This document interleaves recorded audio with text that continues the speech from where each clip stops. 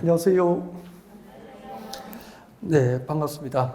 2022년도 33회 공인중개사 시험을 준비하기 위한 기본 이론 과정을 시작을 할지도 그렇게 하겠습니다. 혹시 그 부동산 공법을 이제 처음으로 공부를 하신 분이라면 11월 달에 그 기초 과정, 입문 과정이 이제 강의가 진행된 게 있죠. 네, 그것을 인터넷에서 예습을 좀 하고 그리고 수업을 들으면 훨씬 이해가 빠를 겁니다. 참고를 하셨으면 좋겠고요.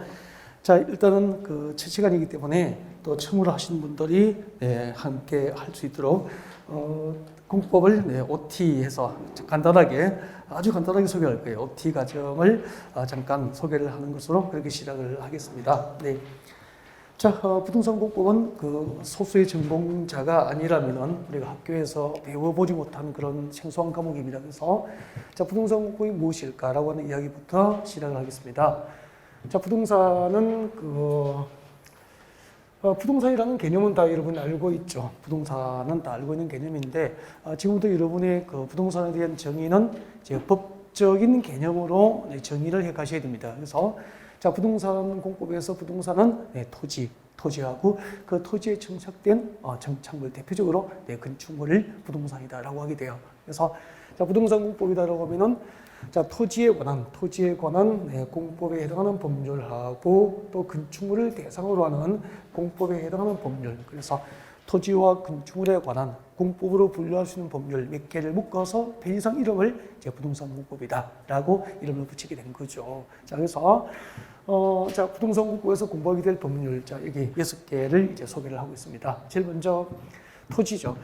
토지를 대상으로 하는 법률이 100여 개가 훨씬 넘어요. 수백 개의 토지 관련 법률이 우리나라에 존재한다는 거죠. 자, 그때 이제 공인중개사, 부동산 전문가가 되기 위한 과정에서 이제 필수적으로 학습이 있어야 될 법률 이렇게 4개를 앞으로 이 과목에서 공부하게 돼요. 국토의 계획 및 이용에 관한 법률, 그리고 또 신도시개발 사업에 관한 도시개발법, 재개발 재건축 사업 등 정비 사업에 관한 법, 도시 및 주거환경 정비법, 그리고 농지에 관한 농지법 그렇게 되죠. 그나마 다행히 옛날에 한 15년 전까지만 하더라도 산림법도 있었어요. 산지관리법 뭐 이런 거 다 공인중개사 과목에 들어가 있다가 이제 과목을 조정하면서 너무 방대하니까 이제 산림법 등이 빠져나가고 농지법까지 배우는 거죠. 그렇게 4개를 공부하시게 되고요. 자, 이 4개의 그 토지 관련 법률 가운데서 가장 기본이 되는 법이 첫 번째 국토의 계획 및 이용에 관한 법률이죠. 40문제 중에서 몇 문제가 나오느냐 하면은 12문제가 출제가 되고요. 그리고 또 이 국토의 계획 및 이용에 관한 법률이 토지 관련 법률의 그 기본법이기 때문에 이 기본법에 대한 이해가 있어야 나머지 토지 관련 법률에 대한 이해로 나아갈 수 있게 돼요. 그래서 가장 여러분이 중점을 두고 앞으로 학습해야 될 법률이 국토의 계획 및 이용에 관한 법률이다. 아무튼 공법에서 가장 대표적인 법률이다라고 기억하시면 돼요. 그다음에 이제 건축물을 대상으로 하는 법률 2개가 이제 건축법하고 주택법이 있습니다. 자, 건축법은 건축에 관한 법이죠. 건축에 관한 법. 예를 들면은 이제 건축법에 따라서 건축을 할 때 허가를 받고 건축 행위를 하십시오. 라고 하는 건축에 관한 사항. 그다음에 또 건축으로 건축할 때는 뭐 임야나 농지에 건축할 수 없잖아요. 대지에 건축해야 되니까 건축으로 건축할 수 있는 대지가 무엇인지 뭐 이런 거. 그다음에 또 건축을 하고 사람이 이용을 하려면은 도로에 접하고 있어야 접근이 가능하죠. 통행을 할 수 있고 해서 이제 건축부에서 인정하는 도로가 무엇인지 이런 거. 자, 이런 것들을 이제 건축부에서 공부를 하시게 됩니다. 하고 그다음에 이제 우리 건축법에서는 건축물의 종류를 용도별로 생각보다 많아요. 29가지로 건축물의 용도별 종류가 나누어져 있습니다. 그래서 건축법상 건축물의 종류가 몇 가지라고요? 29개. 그 29개의 건축물의 용도 분류에서 단독주택, 공동주택 등 주택에 관한 사항만을 대상으로 하는 법이 이제 주택법이 됩니다. 그렇게 해서 건물공법에는 건축법과 주택법이 있고 그중 기본법은 건축법이 기본이 되는 법이다라고 하시면 돼요. 이렇게 해서 부동산 공법에서는 토지 관련 법률 4개, 건축물을 대상으로 하는 법률 이렇게 6개의 개별법을 각각 학습을 하시게 될 겁니다. 네. 자, 이 정도 소개를 하고요. 그 다음에 이제 우리가 첫 번째 공부하게 될 법률은 이제 국토의 계획 및 이용에 관한 법률인데, 이 법을 본격적으로 공부하기 전에 딱 하나만 하고 가려고, 딱 하나만 다시 소개를 하고 이제 바로 진도를 나갈 수 있도록 그렇게 준비할게요. 자, 그 하나가 행정조직의 체계예요. 행정조직의 체계. 이게 시험에 나오진 않아요. 시험에 나오진 않는데 이제 부동산 국보를 공부하기 위해서 반드시 알고 있어야 돼요. 그래서 이거는 뭐 필기해 놓고 나중에 하는 것이 아니고 지금 이 시간에 그냥 바로 끝내자고요. 얼마 안 되니까. 자, 같이 볼까요? 중앙행정기관의 장이 있습니다. 중앙행정기관장. 중앙행정기관장은 곧 중앙정부를 의미한다라고 생각하시면 되죠. 중앙정부, 중앙행정기관장. 중앙행정기관장은 우리 중앙행정부처가 있죠. 중앙행정부에 가면은 이제 뭐 교육부도 있고, 국방부도 있고, 국토교통부도 있고, 기획재정부도 있고, 뭐 그죠? 자, 이렇게 중앙행정부처의 장관들, 국토교통부 장관, 국방부 장관 등이 중앙행정기관의 장이고 중앙정부라고 하시면 되죠. 그러면은 우린 부동산 국보 시간이니까 토지나 건축물을 관계하는 관계 중앙행정기관장은 국방부 장관입니까? 국토교통부 장관입니까? 국토교통부 장관이 토지를 관할하잖아요. 그래서 앞으로 공법 시간에 중앙정부는 국토교통부 장관이다라고 하시면 돼요. 그래서 제가 공법 법률 조문을 읽어갈 때 가장 많이 나오는 장관이 뭐죠? 국토교통부 장관이기 때문에 우리끼리 약속하자고 앞으로 국토교통부 장관을 국장이라고 할 거예요. 국토교통부 장관. 이렇게 약속이지 뭐. 그다음에 자, 이렇게 중앙정부가 있으면 밑에 뭐가 있죠? 지방자치단체가 있잖아요. 지방자치단체, 지방자치단체가 있는데 지방자치단체는 두 가지가 있죠. 광역자치단체하고 기초지방자치단체가 있어요. 네, 광역자치단체 하면은 5개가 있습니다. 네, 서울특별시, 6대 광역시, 인천광역시, 대전광역시, 대구광역시, 광주광역시, 부산광역시, 하나 어디죠? 울산광역시, 이렇게 6대 광역시가 존재합니다. 그 다음에 세종특별자치시, 앞으로 줄여서 세종특별자치시 너무 길기 때문에 그냥 자치시라기도 하고 제가 특시라고 할게요. 특별자치시, 특시. 그 다음에 제주특별자치도, 특도가 됩니다. 제주특별자치도, 특도. 우리가 학교 다닐 때 제주는 그냥 뭐 경상북도, 전라남도처럼 그냥 제주도였죠. 도인데 그 제주도 안에 이제 제주시도 있고 서귀포시도 있고 함덕군도 있고 막 그랬거든요. 근데 지금은 제주도 전부를 하나의 행정 단위로 해가지고 제주특별자치도법이 국회를 통과하면서 제주도 전부가 하나의 행정 단위가 된 거죠. 제주특별자치도 앞으로 뭐라고 하죠? 특도 그렇게 할 거예요. 아셨죠? 네. 그 다음에 이제 도가 있습니다. 경기도, 강원도 여기에 해당되겠죠. 네. 자, 그래서 이렇게 해서 이제 광역자치단체 5개를 여러분에게 소개를 했고, 이 5개를 줄여서 법에서는 무엇이라고 하냐면은 시도라고 한다. 지금부터 시도라고 하자라고 이것도 법률로 규정이 되어 있어요. 그래서 시도 하면은 5개죠. 특별시, 광역시, 특시, 특도, 도. 지금 외우셔야 되는데. 진짜 지금 외우지요. 알겠죠? 그래서 이 정도는 당연히 알고 있어야 돼요. 그럼 뭐예요? 전국시도지사 회의에서 오늘 중앙정부 서울정부종합청사에서 전국시도지사 회의가 개최됐다. 만약에 이렇게 얘기하면 전국시도지사 회의에 참석할 수 있는 멤버가 서울특별시당, 6대 광역시당, 세종특별자치시당, 제주특별자치도지사 그리고 도지사 그렇게 되는 거예요. 아셨죠? 네. 그 다음에 특별시, 광역시, 세종특별자치시가 아닌 시는 여기에 해당되는 거죠. 그럼 경기도 광명시, 경기도 하남시 하면은 특별시, 광역시, 특별자치시가 아닌 시니까 여기에 해당되는 거죠. 경기도 평택시, 경기도 오산시 다 마찬가지라고. 그러면은 경기도 오산시장은 기초자치단체장 중에서 광역자치단체장입니까? 기초자치단체장이 됩니까? 기초자치단체장. 지방자치단체장 중에서 기초자치단체장에 해당되는 거죠. 그 다음에 군, 기초자치단체장이 되는 거죠. 그 다음에 이제 군대. 이때 군은 자치구라고 되어 있죠.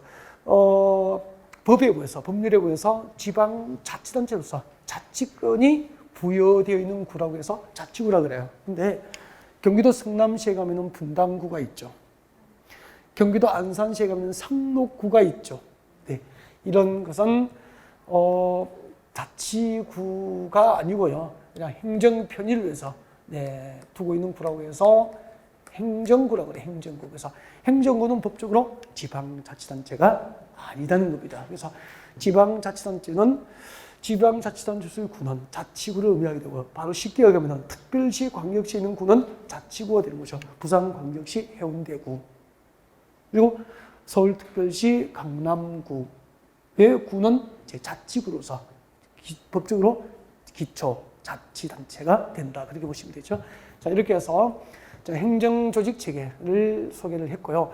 공법을 체계적으로 이해하기 위해서 필요한 자료니까 OT 시간에 간단하게 여러분에게 소개를 드린 거고, 꼭 알고 있어야 됩니다. 네. 필기해놓고 나중에 할까요? 아니, 지금. 가끔 이제 물어볼 거예요. 물으면은 바로 대답할 수 있도록 하시고, 자, 일단 이렇게 해서 지금부터 자, 부동산 공법에서 네, 토지공법의 기본이 되는 법, 토지공법의 기본이 되는 법. 무슨 법이죠? 국토의 계획 및 이용에 관한 법률. 여기서부터 진도를 나가게 될 거예요. 진도 시작할 거예요. 지금부터 우리는 자, 토지공법의 기본이 되는 국토의 계획 및 이용에 관한 법률을 공부하게 되는데, 자, 이 법을 본격적으로 공부하기 전에 이 법의 내용, 이 법의 중심 내용이 무엇인지 볼까요? 이 법의 중심 내용은 이거예요. 대한민국의 국토를, 우리나라 국토를 이용하기 위해서, 국토를 이용하기 위해서 미리 계획을 하자는 거죠. 그래서 계획에 앞서 이용에 앞서서, 개발과 이용에 앞서서 먼저 계획을 하니까 선계획이라 그래요. 그래서 이 수립된, 자, 국토를 대상으로 수립된 계획이니까 국토 계획이 되는 거죠.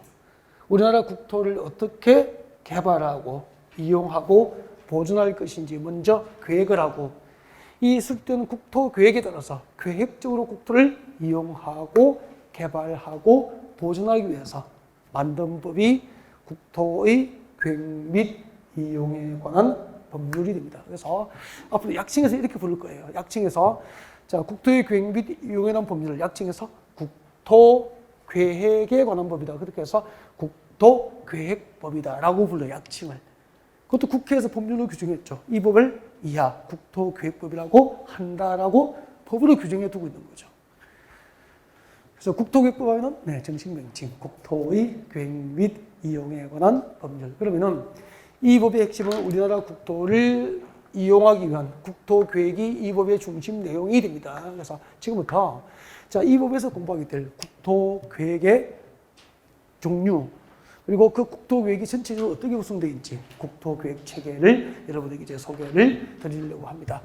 자, 국토계획법에서 규정하고 있는 국토계획의 체계, 국토계획 체계를 보겠습니다. 네.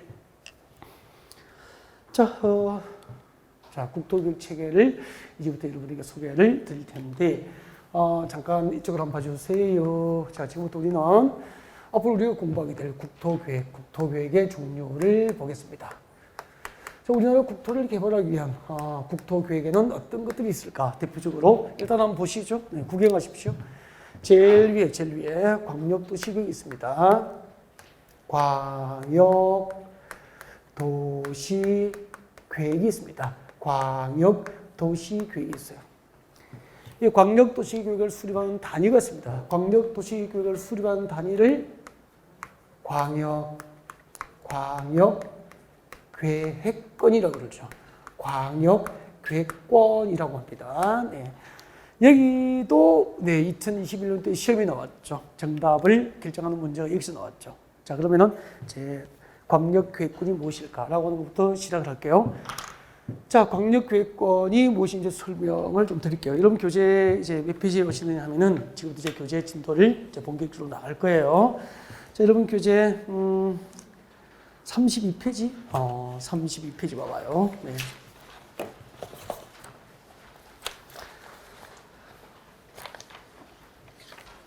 자, 교재 32페이지 오시면은 32페이지 오른쪽 위에 보면은 네, 광역계획의 지정이라고 나와 있을 겁니다. 찾으셨습니까? 네, 거기 이제 진도를 나가는 겁니다.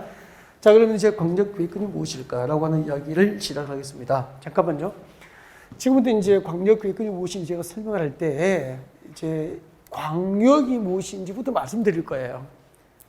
그래서 이제 광역이 뭐냐면 우리 국어적 의미는 뭐죠? 넓은 지역이잖아요. 그런 국어적 개념이 아니고 여기서 광역은 네, 2개 이상, 둘 이상 시 또는 군, 2개 이상의 도시와 군 관할 구역 전부 또는 일부를 광역이라고 합니다. 자, 이렇게 이제 필요하면은 교재에다가 광역구역에서 광역을 동그라미 하고 광역이 무엇이라고 했죠? 2개 이상의 시, 군 관할 구역을 의미하죠. 이런 것을 교재에 메모하라는 거죠. 그래서 대학 노트 펼쳐놓고 필기하는 것은 건장하지 않아요. 그렇게 하면 감당을 못하니까 그냥 교재 한 권으로 수험 준비해 들수록 교재에 필요하면 자기만의 메모를 하면 돼요. 그래서 광역은 2개 이상의 시 또는 군 관할 구역 전부나 일부를 광역이라고 하고 이 2개 이상의 도시나 군 관할 구역을 대상으로 하나의 국토계획을 동일한 국토계획을 수립하기 위해서 묶어준 것을 광역계획이라고 부릅니다. 예를 들면은 자, 보세요. 여러분, 여기는 서울시예요. 서울시. 여기는 경기도 파주시입니다. 경기도 파주시. 그리고 여기는 경기도 연천군이에요. 경기도 연천군이에요. 몇 개죠? 3개. 이렇게 이웃하고 있는 2개 이상의 도시공간 전부 또는 일부를 하나의 단위로 묶어주죠. 이것을 무엇이라고 한다? 광역계획권이라고 하죠. 그러면은 자, 이렇게 서울, 파주, 연천을 묶어서 광역계획권을 이제 지정을 하게 되는데 예를 든 거죠. 이제 상상을 좀 해봐요. 강원도, 강릉, 속초, 춘천, 원주를 묶으면은 광역계획이 될 수 있는 거예요. 아셨죠? 그리고 경기도 파주, 경기도 파주시, 경기도 연천 이렇게 묶어도 광역계획이 되는 거예요. 전라남도 광주광역시, 광주광역시, 목포시, 여수시 묶어도 뭐죠? 광역계획이 되는 거죠. 그러면 전국 곳곳에 이웃하고 있는 2개 이상의 도시공간 전부 다 일부를 묶어서 광역계획이 지정된단 말이에요. 그러면 왜 이렇게 광역계획은 지정제도가 도입됐을까? 이렇게 광역계획을 지정하는 목적이 있을 거 아니에요. 그 목적 3가지를 법에 규정하고 있죠. 찾아드릴게요. 자, 여러분 교재 봅니다. 자, 32페이지 제일 위에 광역계획권의 지정, 거기. 자, 광역계획권의 지정권자와 그 지정 목적이 나와 있고요. 자, 교재를 읽어볼게요. 국토교통부 장관 또는 도지사는 2개 이상의 특별시, 광역시, 특별자치시, 특별자치도, 지 또는 군에 미칠 거예요. 공간구조와 기능 상호 연계 줄 거예요. 공간구조와 기능의 상호 연계, 밑줄을 그으세요. 밑줄. 자, 공간구조와 기능의 상호 연계 미칠 것이고 환경을 보전 미칠 거예요. 환경 보전 미칠 것이고 그 다음에 광역시설 체계적으로 정비 미칠 거예요. 광역시설의 체계적 정비 미칠 것 같습니다. 그 3개가 광역계획권의 지정 목적이 됩니다. 네, 고개 한번 들어볼까요? 고개 한번 들어보시죠.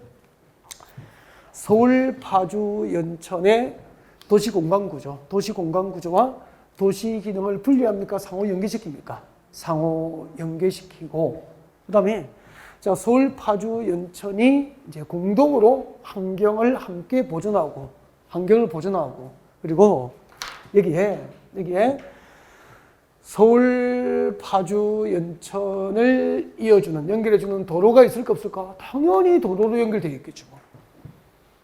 이렇게 도로나 지하철, 철도처럼 그 기반시설 중에서 도시 기반시설 중 2개 이상의 시군 관할구역에 걸쳐서 설치되면 이것을 무엇이라고 하죠? 광역시설. 이런 광역시설의 체계적인 정비 등을 목적으로 이웃하고 있는 2개 이상의 도시공간 전부나 일부를 하나의 단위로 묶어주면 이것을 광역계획권이라고 합니다.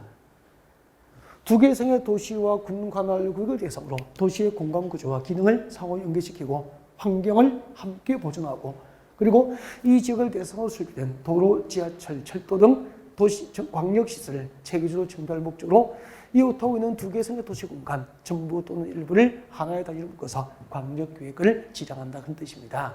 그러면은 여기서 이제 시험 나오는 게 있어. 시험 나오는 것은 광역계획을 누가 지정할까? 이게 시험 나와요. 작년에 2021년도에 광역계획의 지정권자에 관한 사항이 정답을 결정했죠. 이제 이게 시험 나온 거예요. 그 시험 나오면 딱 정해져 있는 거죠. 그러면 광역계획을 누가 지정할까? 한번 보세요. 원리를 가르쳐 드릴게요. 이거 한번 보세요. 자, 서울, 파주, 연천, 서울, 파주, 연천 묶어서 광역계획이 지정되면 왼쪽을 보십시오. 왼쪽은 서울특별시 맞죠? 오른쪽에 경기도 파주, 연천군이니까 오른쪽은 경기도가 되잖아요. 그러면 광역계획이 두 개의 시도 관할구에 걸쳐서 지정됩니다. 이때는 서울시장이 마음대로 일방적으로 지정할 수 있는 관할구역 안에 있습니까? 그 관할구역을 넘었습니까? 넘어버렸잖아. 경기도지사가 지정할 수 있는 관할에 있습니까? 관할 범위를 넘었습니까? 넘어버렸잖아. 그러니까 시도지사 어느 한쪽에서 지정할 수 없게 되는 거죠. 아까 우리 배우기를 기초자치단체, 기초자치단체하면 무엇이 있죠? 시, 군, 구가 있죠. 그 위에 뭐가 있죠? 광역자치단체 있습니다. 광역자치단체에 무엇이 있죠? 특별시, 광역시, 특별자치시, 특별자치도, 도. 이 5개를 줄여서 무엇이라고 하죠? 시도라고 하죠. 시도. 그 다음에 시도 위에는 무엇이 있죠? 중앙정부. 중앙정부가 누구죠? 국토교통부 장관이 있죠. 이 원리를 한번 생각해 보시라고. 그러면은 시도에 걸쳐서 두 개의 시도에 걸쳐서 광역계획이 지정되니까 어느 한쪽의 시당이나 도지사가 일방적으로 지정할 수 있는 관할구역 안에 있습니까? 그 범위를 넘어버립니까? 넘었으니까. 시도에 걸쳐서 광역계획을 지정할 때는 어느 한쪽의 시당과 도지사가 지정을 못하니까 그 위에 누가 지정합니까? 국토교통장관. 그래서 광역계획이 둘 이상의 시도 관할구에 걸쳐 지정될 때는 국토교통부 장관이 광역계획을 지정하도록 입법이 이루어지게 된 겁니다. 이게 원리. 그래서 잠시 뒤에 교재로 확인하겠습니다. 자, 그 다음에 얘기 한번 봐요. 광역계획권이 파주하고 연천을 묶어서 지정됐죠. 그럼 파주시장이나 연천구가 각각 어느 한쪽에서 일방적으로 지정할 수 있는 관할 안에 있습니까? 관할 범위를 넘었습니까? 넘었잖아. 그럼 그 밑에서 지정합니까? 그 위에서 지정해야 됩니까? 위에서. 그럼 파주시하고 연천구는 파주시는 시도에 해당합니까? 시군구에 해당합니까? 시군구, 여기에 해당되잖아. 연천구는 여기에 해당되잖아. 그럼 파주시하고 연천구를 묶었으니까 파주시하고 연천군이 포함된 광역자치단체는 특별시 광역시인가 도입니까? 도. 그래서 누가 지정하죠? 도지사. 그래서 광역계획권이 같은 도 관할 구역 안에 시군을 대상으로 광역계획이 지정될 때는 누가 지정합니까? 도지사. 관할 도지사가 광역계획을 지정하는 거예요. 이게 입법, 법을 만드는 원리죠. 이렇게 기억하시면 정답을 찾게 돼요. 이게 작년에 2021년도에 여기서 주제된 거예요. 이게 누구나 발표하고요. 다 외우는데 정답을 못 찾는 이유는 이런 입법의 원리 과정을 몰랐다는 거죠. 그러면 자, 교재 같이 봅니다. 여러분 교재 32페이지 중간에 봐요. 32페이지 중간에 보시면 딱 박스가 있어요. 작은 박스가 있고 동그라미 1번, 2번 찾았어요? 동그라미 1번, 2번을 앞으로 묶어서 앞에다가 광역계획은 지정권자입니다. 지정권자 적으십시오. 동그라미 1번 같이 볼게요. 동그라미 1번 같이 봅니다. 자, 광역계획은 2개 이상의 특별시, 광역시, 특별자치시, 특별자치도, 도, 특별자치도 여기까지를 뭐라 그래요? 시도. 광역계획이 2개 이상의 시도 관할구역에 걸쳐 있는 경우는 광역계획이 2개 이상의 시도 관할구역에 걸쳐 있는 경우는 지금 상상을 하고 있죠. 서울, 파주, 연천을 묶으면 여기에 해당되잖아요. 이때는 광역계획을 누가 지정합니까? 국토교통부 장관이 지정합니다. 2번, 광역계획권이 밑줄 긋죠. 도의 관할구역에 속하는 경우, 광역계획권이 같은 도 관할구역에 속하는 경우, 아까 파주시하고 연천구를 묶은 경우가 해당되죠. 이때 누가 지정하죠? 도지사가 광역계획을 지정합니다. 그래서 광역계획은 누가 지정합니까? 국토교통부 장관 또는 도지사가 광역계획권의 지정권자가 되는 거예요. 이해가 됐습니까? 그러면 고개를 들겠습니다. 봐주세요. 자, 광역계획권이란 이웃하고 있는 두 개성의 도시공간, 도시 또는 군관할구역, 정부 또는 일부를 하나의 단위로 묶어서 광역계획을 지정합니다. 그 지정 목적은 광역계획에 포함된 두 개성의 도시의 도시공간 구조와 도시 기능을 상호 연계시키고 환경을 보존하고 그리고 이 지역을 대상으로 수립된 도로, 지하철 등 광역시설을 체계적으로 정비할 목적으로 이웃하고 있는 두 개 이상의 도시나 군을 묶어서 광역계획이 지정됩니다. 그때 광역계획이 두 개 이상의 시도 관할구에 걸치게 되면은 국토부장은 지정하고 광역계획이 도 관할구에 속하면은 관할 도지사가 광역계획을 지정한다 이렇게 되는 거죠. 그래서 광역계획권에서 시험 나오는 것은 광역계획권의 지정권자만 시험에 나와요. 아까 목적 세 가지를 제가 밑줄 그어드렸죠. 그걸 암기할 필요는 없죠. 참고하시는 거죠.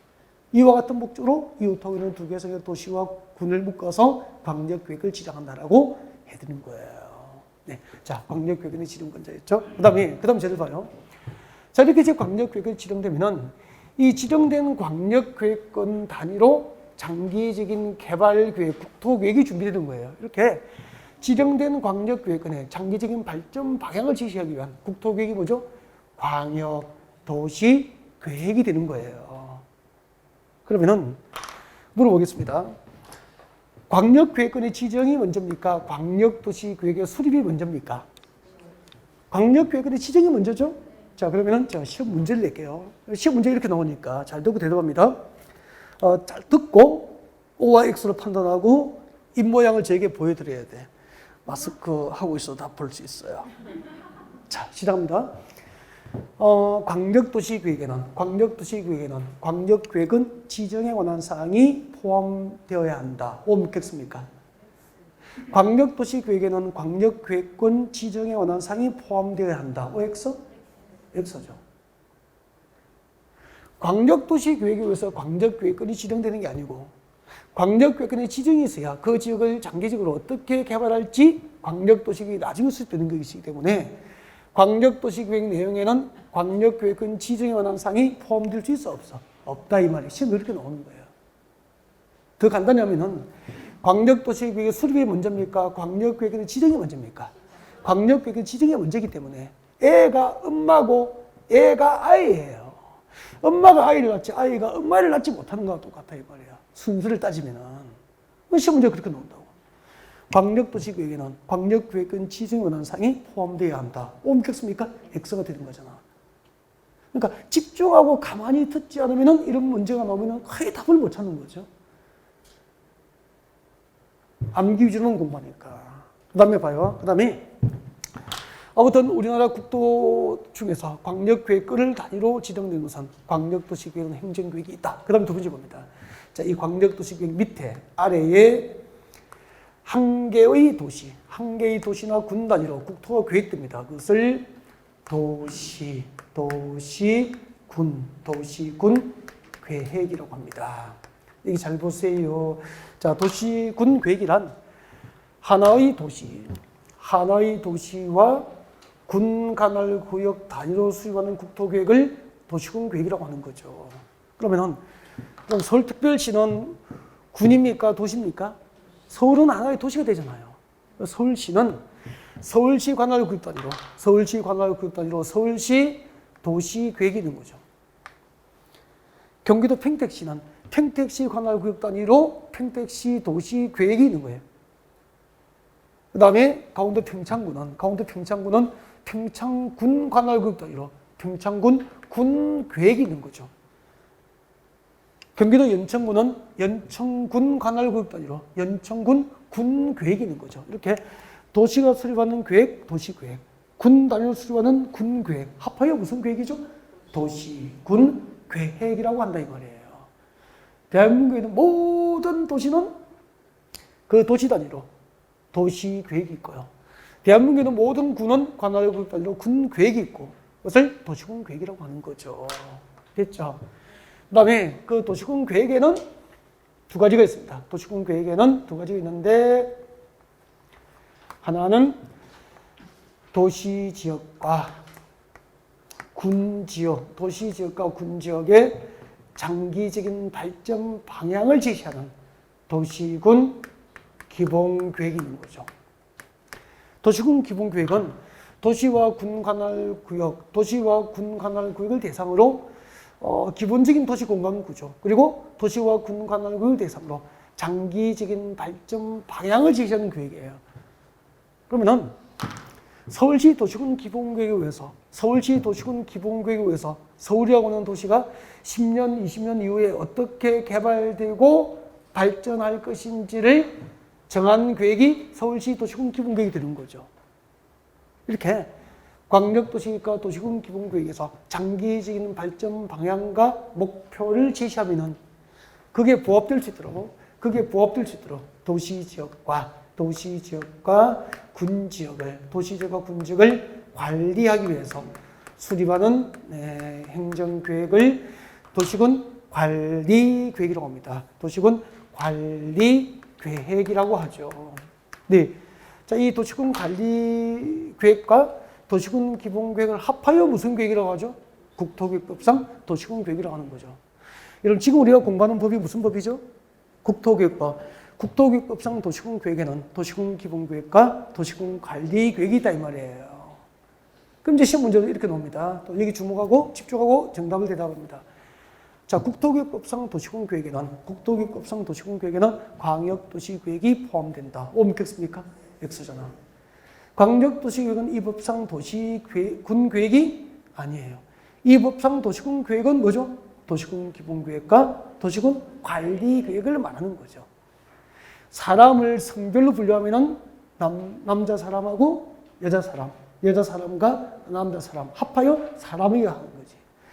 도시군 계획에는 도시지역과 군지역의 장기적인 발전 방향과 목표를 제시하는 도시군 기본계획과 그리고 도시지역과 군지역의 토지를 관리하기 위해서 6개의 구체적인 정책으로 입안하고 결정하는 행정계획, 도시군 관리계획으로 나누어지게 되는 거죠. 자, 그러면은 지금까지 우리가 공부한 앞으로 공부하게 될 행정계획에는 광역도시계획이 있고 도시군 기본계획이 있고 도시군 관리계획이 있는데 이 세 개, 광역도시계획과 도시군 기본계획과 도시군 관리계획의 관계는 수평적인 관계일까요? 상하수직적 관계일까요? 상하수직적 관계예요. 상위 계획과 하위 계획의 관계라는 거지. 그럼 당연히 도시군 기본계획과 광역도시계획은 상하관계니까 시험 문제 이렇게 나와요.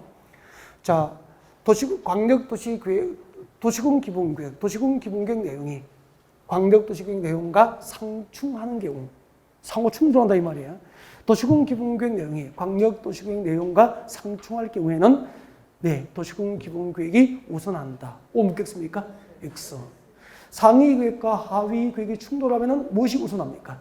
상위 계획이 법적으로 우선하여서 효력을 갖게 되는 거예요. 예를 들면 문제가 그렇게 만들어지는 거죠.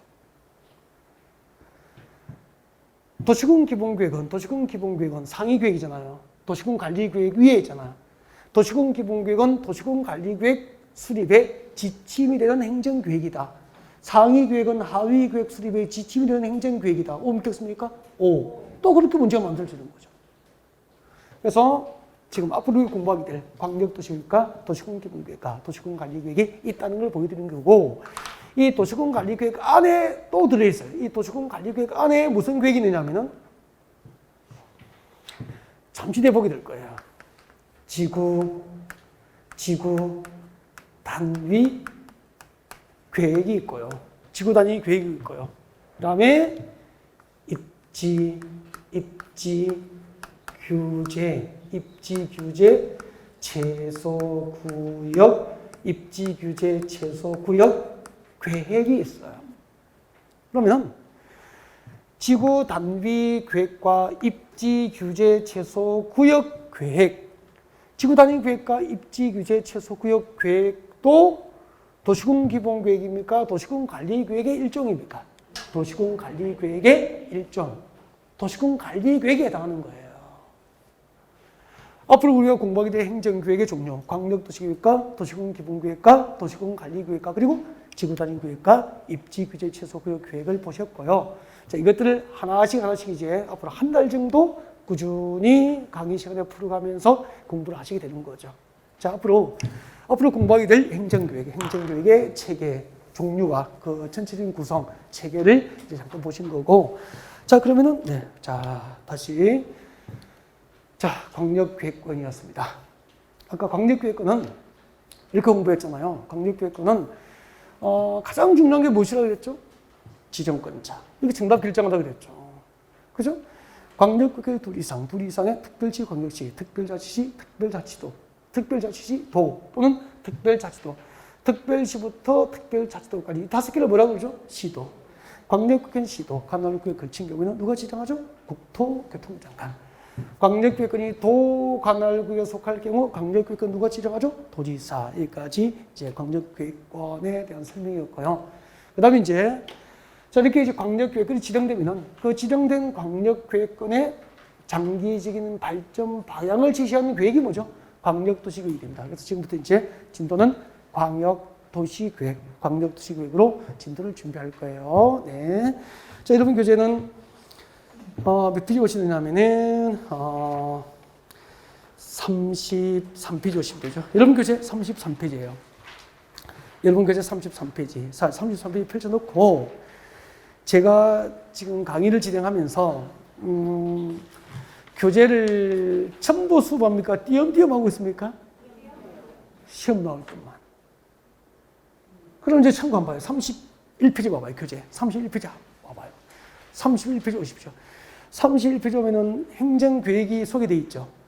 행정계획에는 종류가 박스를 보시면은 비구속적 행정계획과 구속적 행정계획이 있다. 나와 있습니까? 네. 근데 그 표 제가 설명해요? 안 해요? 쳐다보지도 않잖아요. 그러니까 이런 부분은 시험에 나오는 부분이 아니에요. 그래서 안 쳐다본 거예요. 잘했죠? 그러니까 이런 부분을 혼자 공부하지 말라는 거죠. 이 잘하려고 이런 거 혼자 공부하고 연구하고 있으면은 점수가 안 나와요. 그러니까 쳐다보지 마세요, 그냥. 쳐다보는 거는 봐드릴게, 나 몰래. 이런 공부하지 말라고요. 그 다음에 32페이지 봐요. 32페이지 제일 밑에 보면 심화학습 나와 있습니까? 네. 이런 것은 나중에 두 번째 할 때 필요하면 조금씩 가르쳐 드려요. 핵심은 아니라는 거죠. 부수적으로 공부할 내용이니까 혼자 이런 것도 쳐다볼 필요가 없는 거죠. 네. 그 다음에 책상 넘겨서 이제 광역도시계획입니다. 33페이지. 자, 광역도시계획 큰 3번에 나와 있죠? 네. 32에 2021년도에 출제가 됐었죠? 자주 나와요. 자, 광역도시계획이 무엇일까? 지금부터 미칠 거예요. 광역도시계획이란 미칠 거예요. 지정된 광역계획권의 장기적인 발전 방향을 제시하는 계획을 말한다. 이게 광역도시계획이에요. 광역도시계획이 뭐죠? 지정된 광역계획권, 광역계획권의 장기적인 발전 방향을 제시하는 행정계획이기 때문에 거기서 핵심이 되는 단어가 뭐죠? 광역계획권 동그라미 하세요. 지정된 광역계획권의 장기적인 발전 방향을 제시하는 행정계획을 광역도시계획이라고 합니다. 그러면은 지정된 광역계획권이 없다면은 광역도시계획 수립은 있다 없다? 없다 이 말이에요. 그럼 시험에 이렇게 나와. 광역도시계획이란 6대 광역시의 장기적인 발전 방향을 제시하는 계획이다. O 묻겠습니까? X. 광역시입니까? 광역계획권입니까? 광역계획권이 핵심. 시험 문제가 그렇게 나오는 거예요. 그래서 광역도시계획이 무엇입니까? 라고 물으면은 지정된 광역계획권의 장기적인 발전 방향을 제시하는 행정계획입니다. 라고 말할 수 있으면 돼요. 그러면은 33페이지 시험에 나오는 것은 방금 밑줄 그리는 그거 하나라는 거죠, 하나. 그 다음에 그 밑에 성격 내려옵니다, 성격. 성격 나와 있습니까? 네. 성격의 동그라미 1번에 봐요. 읽어볼게요. 광역도시계획은 도시군 기본계획과 더불어서 밑줄 거예요. 비구속적 행정계획으로 일반 국민에게 직접적인 효력이 미치지 않는 행정계획이다. 비구속적 행정계획이다. 밑줄 끄면 되고 고개를 들죠. 네. 광역도시계획의 행정계획으로서의 법적 성질은 구속적 행정계획입니까? 비구속입니까? 비구속적 행정계획이다. 자, 고개 들어봐요. 행정계획의 법적 성질. 행정계획은 법적 성질이 구속적 행정계획이 있어. 구속적 행정계획이 있고 비구속적 행정계획으로 나누어집니다. 근데 이런 것은 공인중개사 시험에 나와요? 안 나와요? 안 나오죠. 근데 왜 하죠? 궁금해할까봐, 쓸데없이 궁금해할까봐, 앞으로 궁금해하지 말라고 수업하는 거야. 시험 나오는 게 아니고. 이런 걸 연구하고 앉아있으면 시험이 안 나와요. 근데 이런 거 연구하고 싶으면은 그냥 공인중개사처럼 때려치고 대학원 가시면 돼요. 학문 연구를 하려면 하시고, 우리 시험에 필요 없는 거예요, 이걸.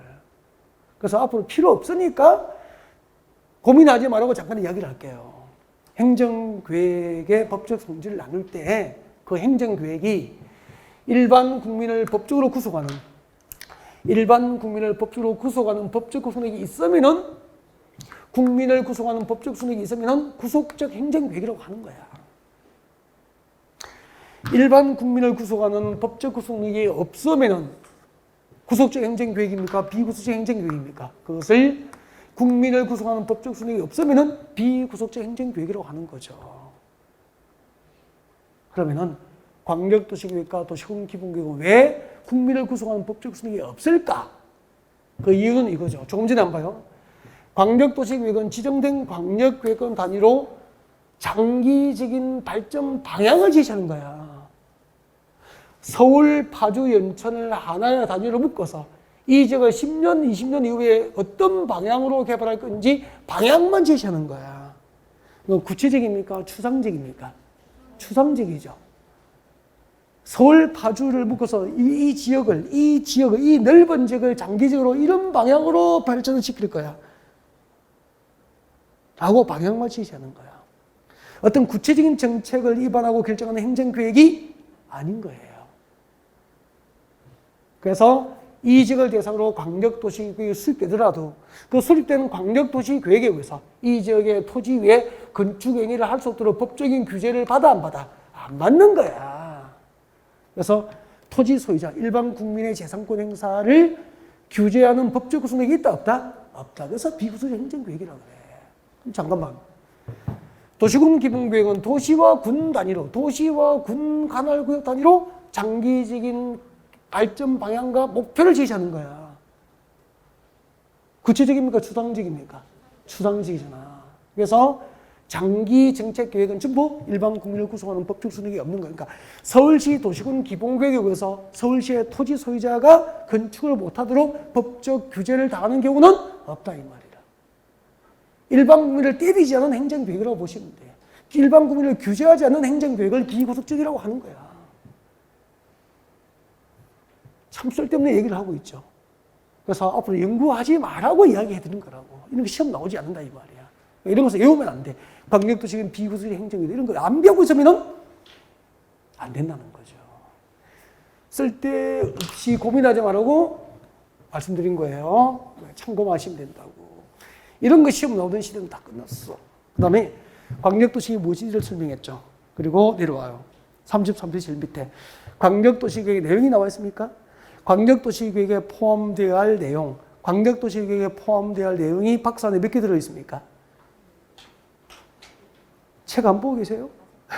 그렇죠. 34페이지 제일 위에 박스 안에 광역도시계획에 포함되어야 할 광역계획의 지정 목적 달성을 위해서 광역도시계획에 포함되어야 할 사항이 동그라미 1번부터 5번까지 5개죠. 5번에 다시 기억과 니은이 있으니까 한 6개, 7개 되죠. 참고라고 적어요. 참고. 외우지 말고 시험 안 나와요. 그래서 그 동그라미 1번부터 5번을 외우면 돼요? 안 돼요? 안 되죠. 쓸데없이 그런 것에 열정을 쏟을 필요가 없는 거죠. 다음 내려와요. 수립 기준 동그라미 시험 나와요. 2021년도에 나왔어요.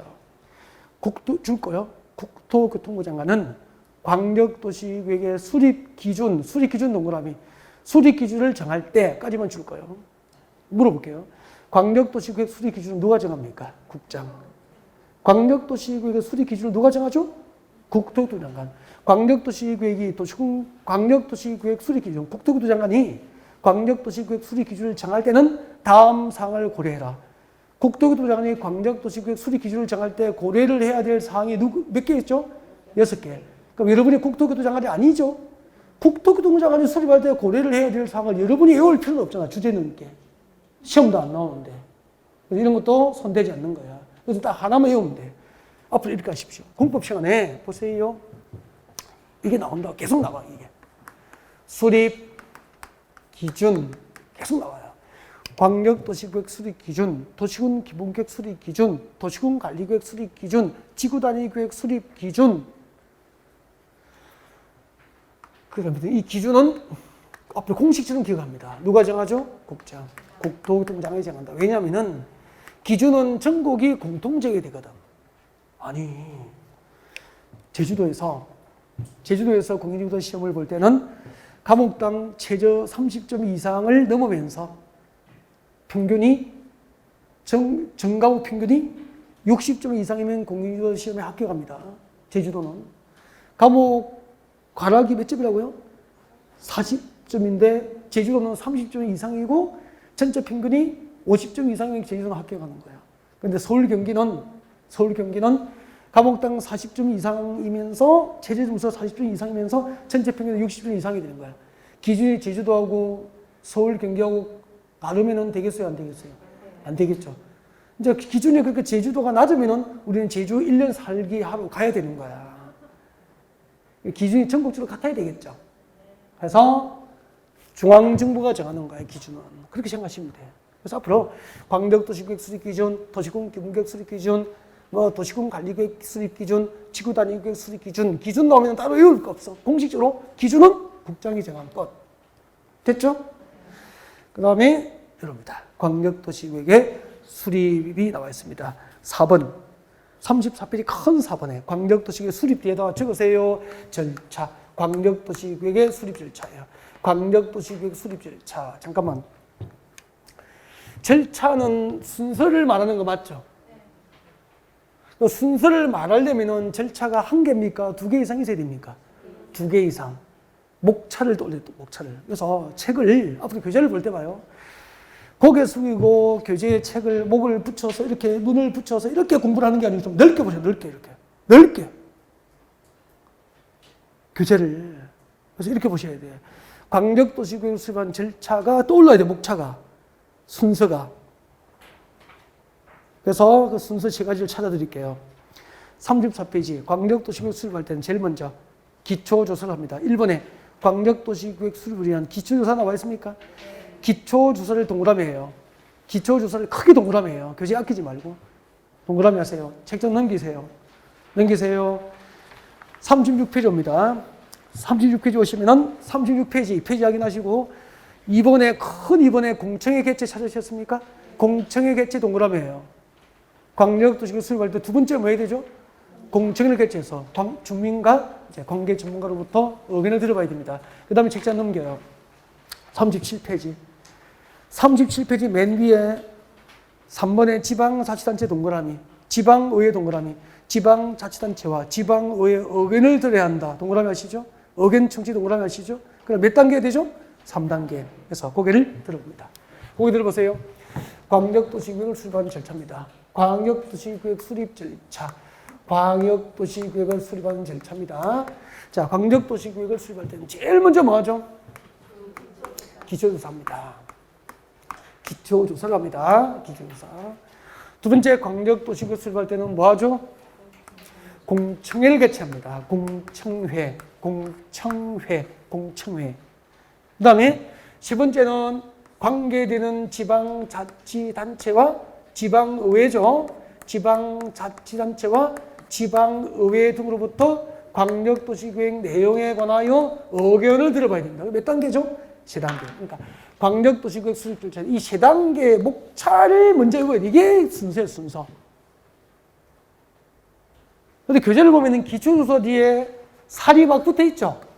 기초조사에 관련된 내용이 무지하게 많죠. 그 중에서 시험 나온 거 딱 정해져 있단 말이에요. 그거 하시면 되는 거야. 공청회 개최도 목차만 외우면 되는 거야. 그런데 여러분 어디에 들어가죠? 교재에 들어가서 꼼꼼하게 책을 전부 다 보니까 흐름을 못 잡는 거야. 넓게 보고 넓게. 축구를 잘 하잖아요. 국가대표들 이제 그리고 프로팀들 축구하는 거 보면은 동네 축구하고 다른 게 뭐죠? 동네 축구는 자기 발 앞에만 보고 축구를 하잖아. 그죠? 근데 국가대표나 프로팀 축구를 하는 거 보면은 발 앞에 보고 합니까? 멀리 보고 합니까?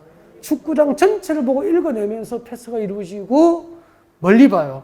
빈 공간도 50m 앞에 빈 공간이 보여야 국가대표가 되는 거잖아요. 예를 들면. 공부도 마찬가지라고. 그러니까 무조건 교재만 열심히 보고 시간을 오래 보냈다고 공부가 되는 게 아니라는 얘기죠. 이렇게 넓게 보세요, 넓게.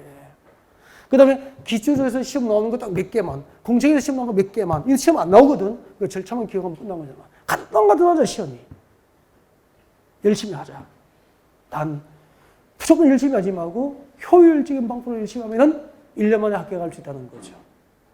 열심히 하자. 단, 무조건 열심히 합니까? 효율적인 방법으로 해야 됩니까? 효율적인 방법으로 생고생 안 해야 되니까. 그러면은 이제 기초교사에서 시험 나올 것이 무엇인지는 잠시 쉬었다가 휴식하고 진행할게요. 네.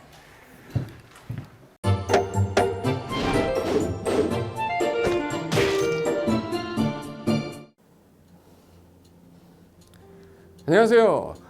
부동산 공법을 강의하는 고상철입니다. 자, 제가 이번 시간에 말씀드릴 건 뭐냐면 공인중개사를 여러분이 공부하시다 보면은 여러 가지 자료들, 뭐 OX 문제라든지 어떤 요약된, 집약된 자료, 뭐 PPT 자료 이런 것들이 많은데 그 일일이 출력하다 보면 여러분들이 보관하고 하는데 불편함이 있어서 그런 것들을 좀 약간 또 해소도 하기 위해서 또 다른 사람들하고 커뮤니티도 뭐 할 수 있기 때문에 저희는 네이버 밴드라는 어플을 좀 활용할 건데요. 그 네이버 밴드에다가 자료를 올려놓은 거를 내가 다운을 받고 내가 보는 방법에 대해서 알려드릴 테니까 이 부분에 대해서 제가 시작하는 거 똑같이 따라 하시면 설치부터 사용 방법까지 말씀드릴 테니까 그대로 따라오시면 됩니다. 자, 1단계 네이버 밴드 어플을 다운받습니다. 자, 그럼 네이버 밴드 다운을 어떻게 받냐? 자, 플레이스토어, 우리 안드로이드 버전으로 갈게요. 그래서 플레이스토어를 누르시면 화면이 바뀌면서 지금은 이제 컴퓨터 화면을 제가 이제 좀 크게 보이게끔 해놓은 거라서 여러분 핸드폰에는 아마 맨 위에 여기 검색창이라는 게 있을 건데 여기다가 제목을 넣는 거예요.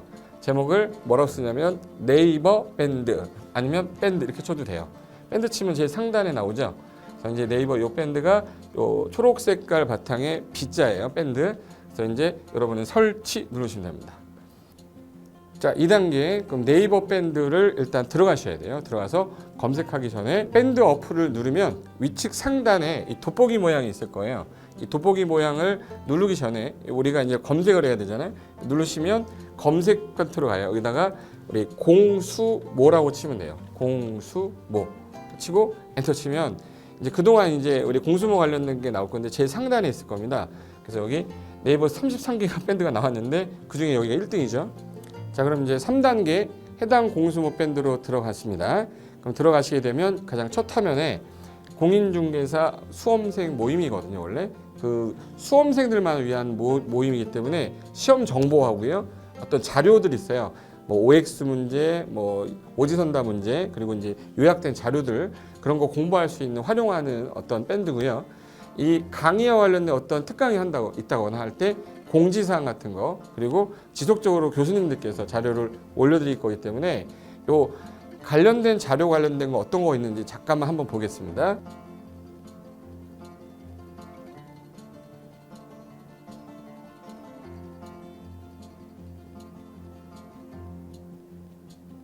자, 그러면 4단계로 갈게요. 또 다른 꿀팁 하나 말씀드리겠습니다.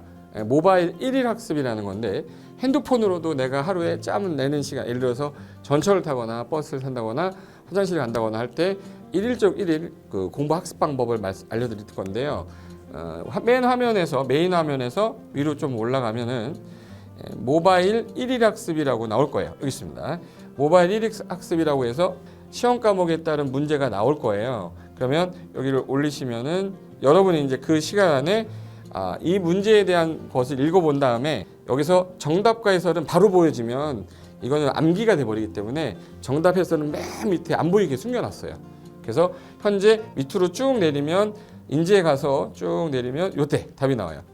댓글이라는 게 있어요. 내가 쓴 거는 내가 확인할 수 있잖아요. 그래서 요 댓글 표시 보시면은 이런 거는 표정 좋아요 한번 눌러주는 거예요. 예. 그럼 여기서 내가 좋아요 그러면서 뭐 선생님 사랑해요 해도 되고 좋아요 이런 거 눌러주신 다음에 그 다음에 밑으로 가면 이제 댓글을 쓸 수 있어요. 그래서 정말 궁금한 부분에 대해서 댓글 남겨주시면 확인이 되는 경우에 바로 답글을 올릴 수 있게끔 실시간으로 할 수 있을 것 같습니다.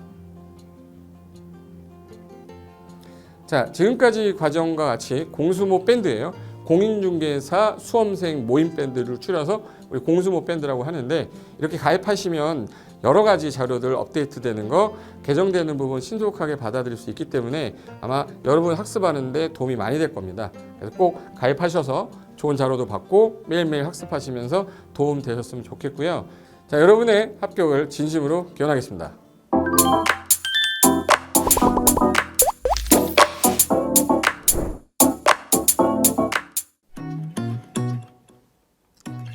자, 안녕하십니까. 자, 이번에는 부동산 실무, 일반인들이 어떤 도움을 받기 위한 관련된 밴드에 대해서 소개를 시켜드릴 건데요. 일단은 검색창에다가 여기 365 부스라고 치시면 돼요. 365 부스인데 365일 부동산 스터디라는 밴드예요.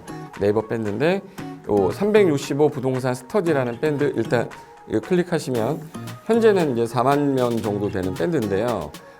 우리가 일반인들이 어떤 부동산 정보를 습득하는 데 있어서 이 정보를 얻기가 되게 쉽지가 않습니다. 내가 어딘가를 찾아본다고 해서 잘 찾을 수 있는 것도 아니고, 그리고 어떤 전문가들이 하는 말들이 친밀성이 있는 건지 아닌지에 대해서도 우리가 잘 믿을 수가 없는 거기 때문에 그런 정보를 그래도 좀 손쉽게 찾아볼 수 있게끔 저희 이제 이 밴드에 구성된 전문가들이 정보를 좀 제공해 주는 거기 때문에 아마 유용하게 활용할 수 있을 거고요. 내가 부동산 중에 토지를 좀 알고 싶다, 또는 상가를 좀 알고 싶다, 또는 나는 내 집 마련을 위해서 청약이 좀 궁금하다. 근데 그게 솔직히 어디 가서 물어보거나 어떤 정보를 찾기 쉽지 않아서 그것 때문에 만들어진 밴드라고 보시면 돼요. 그래서 365일 내내 부동산을 어떤 공부한다는 취지로 밴드에 들어오셔서 질의응답도 하시고 궁금한 사항에 대해서 예를 들어 문의를 하시면 저희가 관련된 정보를 또 제공해주는 그런 밴드라고 보시면 되겠습니다. 어떤 밴드냐면 한번 보시면은 지금 현재는 공지사항이 제일 먼저 나올 건데요. 이 공지사항은 기존에 있던 오프라인이 어떤 강좌가 있으면 그 강좌에 관련된 거 세미나라든지 그래서 평소에 이제 우리가 이제 접하지 못했던 강의들 있죠. 이렇게 진행이 된다라는 거 공지를 좀 하는 그런 내용들이고요. 하나 좀 더 올리면, 자, 이제 우리 교수님이에요. 교수님 중에 상가 교수님이 최근에 예를 들어서 법이 바뀌었어요. 법이 바뀌게 되면 최근에 바뀐 법이 이런 바뀐 법이 있으니 중개업을 한다거나 투자를 할 때 좀 유의해서 알아보시면 좋겠습니다라는 거를 올려놓을 거예요. 기존에 올려놓은 자료가 있으면 또 찾아보시면 되는 거니까 이렇게 해서 계속 밴드에서 소식을 받으시면 실전에 굉장히 도움을 많이 받을 거라고 예상합니다. 부동산 관련된 내용 중에서 하나 더 보시면 이제 랜드프로에서 직접 우리 프로그램 만들고 있어요. 그래서 부동산 까발리기, 부동산 부티크 이런 TV 관련돼서 부동산 팁 있죠. 예를 들어서 청약을 받아야 되냐 말아야 되냐, 지금 강남권 아파트를 투자해야 되냐 말아야 되냐, 이런 정보를 쉽게 여러분들이 접하지 못하기 때문에 그런 관련된 것들을 시대에 맞게 흐름에 맞게 부동산 시장이 이제 요동치면 내가 지금 집을 팔아야 되냐 사야 되냐 그런 것들에 대해서 신속하게 정보를 들을 수 있는 밴드니까 시간이 나실 때마다 자주 들어오시고 저도 자주 들어와서 좋은 정보 남겨드릴 테니까 자주 들어오시기 바랍니다. 저는 부동산 공법하고 부동산 토지 투자를 강의하는 고상철이었습니다. 자주 밴드에서 뵙도록 하겠습니다. 자, 수고하셨습니다.